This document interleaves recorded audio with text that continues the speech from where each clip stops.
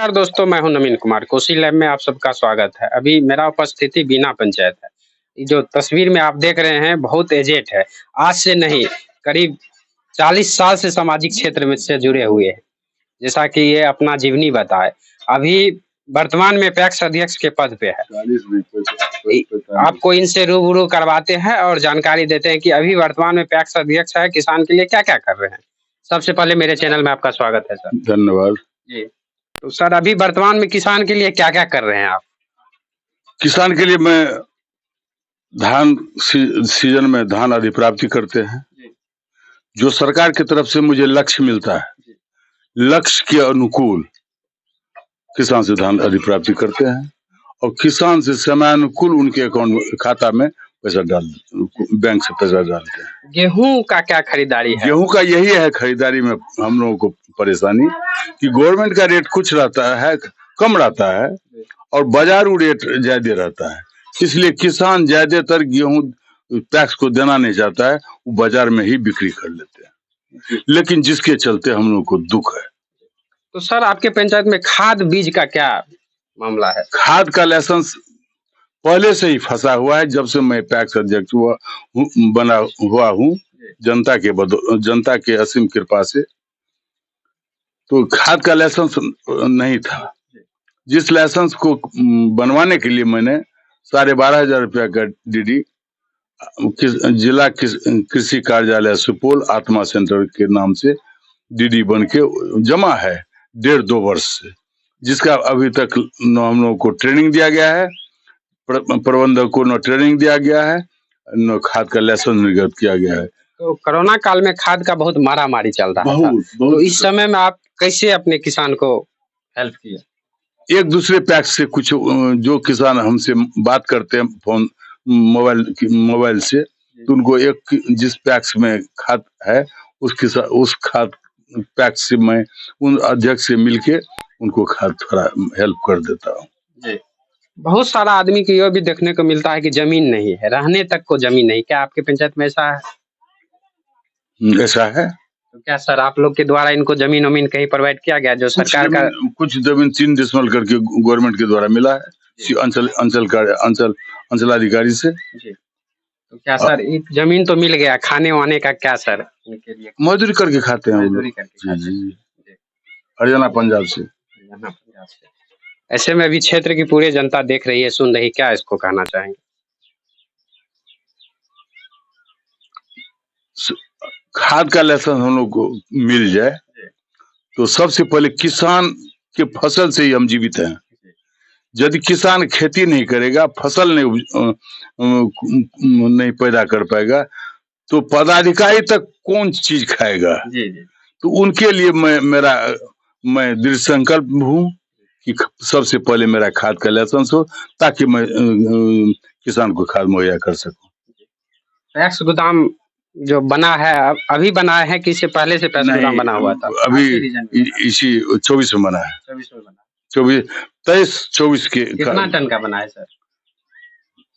1000 MT का बना है, जो 10,000 कुंटल धान उसमें लग सकता है। तो सर आगामी इससे पहले मेरे पास 1000 कुंटल का ही क्षमता था, जिससे हम किसान का ज्यादातर किसान का गवर्नमेंट के रोस्टर मुताबिक हम नहीं ले पाते थे। अभी 2000 आपका तो अभी लंबा चलेगा, 2026 में इलेक्शन है। जी, तो क्या किसान आपके प्रति क्या सोचते हैं? क्या किसान हमारे प्रति यही सोचते हैं कि सरपंच अध्यक्ष जी, आप कम से कम खाद जरूर मंगवा दीजिए ताकि हम लोग को सुविधा मिल सके। सर ज्यादातर ग्रामीण का ये कहना रहता है, हम जहाँ डीलरशिप जो होते हैं, डीलर साहब जो होते हैं 5 किलो के बदला में 4 किलो ही देता है। क्या आपके पंचायत में ये भी कंप्लेन है? आंशिक रूप से कंप्लेन होता तो है जरूर। क्या इस पे सर आप कभी विचार किए हैं कि ऐसा नहीं होना चाहिए? नहीं होना चाहिए। विचार किए हैं और डीलर सब को हम आगाह किए हैं। हम अपने स्तर से कम आप लोग कटौती मत कीजिए, उनके राशन में कटौती मत कीजिए। तो उन लोगों का कहना ये हुआ कि हम लोगों को गोदाम, सरकारी गोदाम से ही अनाज कम मिलता है, तो हम लोग कैसे आपूर्ति कर सकते ऊपर से ही भ्रष्ट है जी, इसका जी, मतलब, जी, जी, जी, जी। इसीलिए ये लोग पूरा नहीं दे पाते। नहीं। लेकिन सर हम कहीं विजिट किए कुछ पंचायत में, तो डीलर साहब से जो हम मिले, डीलर साहब का कहना था कि हम 5 में 5 किलो देते हैं, आप किन्हीं से पूछ लीजिए, ये कैसे दे रहे हैं? उनका मनगढ़ंत बात है। सही बात नहीं है सर। सर इस पे हम लोग विचार करेंगे, ज़रूर इस क्षेत्र में जाके विजिट करेंगे कि सही बात बताया या गलत बात बताया। लेकिन जैसा कि आप सर बता रहे हैं, ऐसा ऊपर से ही भ्रष्टाचार चल रहा है, इसीलिए ये लोग भी भ्रष्ट करते हैं। क्योंकि हम लोग जैसे गोदाम में चावल देते हैं, जी, क्योंकि हम लोग का तो धान अधिप्राप्ति करना और चावल मिलर से कुटवा के देना गोदाम को, तो हम लोग 50 किलो का पैकिंग बोरा होता है। जी, जब 50 का पैकिंग बोरा होता है, तो फिर डीलर को क्यों कमता है? इसका मतलब है भ्रष्टाचार है। जी, जी, कहीं न कहीं भ्रष्ट है सर। पीडीएस जन मित्रन प्रणाली का लाइसेंस भी नहीं है। पूर्व से बहुत समस्या है, उसको हम किन्हीं की समस्या को मैं आउट नहीं करना चाहता हूं। उनके सोच के मुताबिक नहीं किए, हमारे सोच के मुताबिक हम करना चाहते हैं।